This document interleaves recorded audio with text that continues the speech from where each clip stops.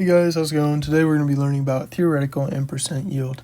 These two terms typically used in correlation with one another, mainly used for labs and practice problems, so it's best to know what each of them does.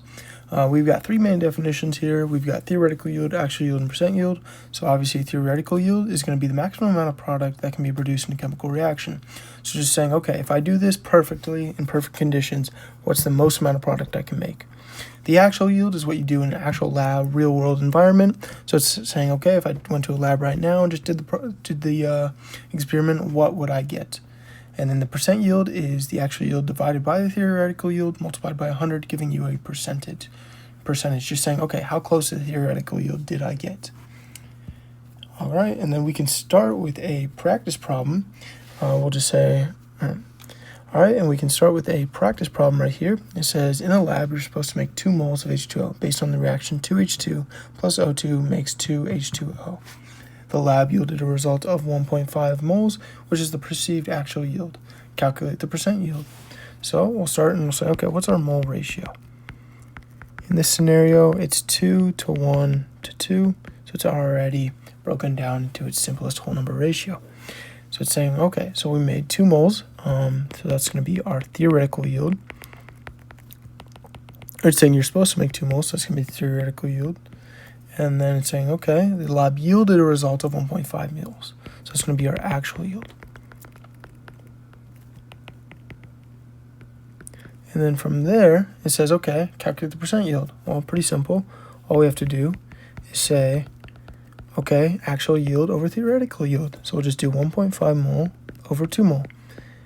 We'll do that, and we'll multiply by 100. And that will give us a percent yield of 75%. And so it's saying, okay, we got 75% of the way to the theoretical yield. You'll almost never get a theoretical yield as your actual yield because that's just in perfect conditions, and this is real world. So yeah. And then moving on, so you might be wondering, okay, why don't we get to the theoretical yield? Why do we fall short every time? Well, to answer your question, there's probably a lot of side reactions that can go on if your solution isn't pure or something like that. There might be things like water that is mixed into it. If you don't want water in the reaction, then that's going to drastically mess it up. And that can just be due to things like humidity and stuff like that. And then incomplete reactions due to conditions not being met. That can be something as simple as just you need to heat the solution up so that the reaction can move forward because it requires heating. And then the final one is just losses during things like filtration and transfer of your product to, say, like you're going to weigh it and then you need to bring it back, stuff like that. And then moving on, we can do one more practice problem really quick. So it says, during the lab, you're expected to make 6 grams of an ACl, but it only yielded 4.2 grams. What's your percent yield? So in this lab, it says you're expected to make, so that means theoretical.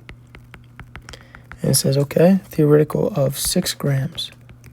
And it says, okay, but we yielded 4.2, so that's going to be your actual. And then it says, what is your percent yield? So for this, once again, it's going to be actual over theoretical, so it's going to be 4.2 over 6.0. You put that parentheses, or divide it, and multiply by 100, giving you a percent yield of 70%.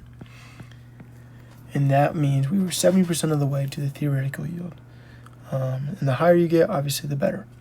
So yeah, that's going to be it for today, guys. Pretty simple stuff here, just trying to get into the basics of it. I'll make a more complex video on this subject later. Feel free to like, comment, and subscribe on this. And yeah, I hope you enjoyed, and have a great rest of your day, guys. Bye.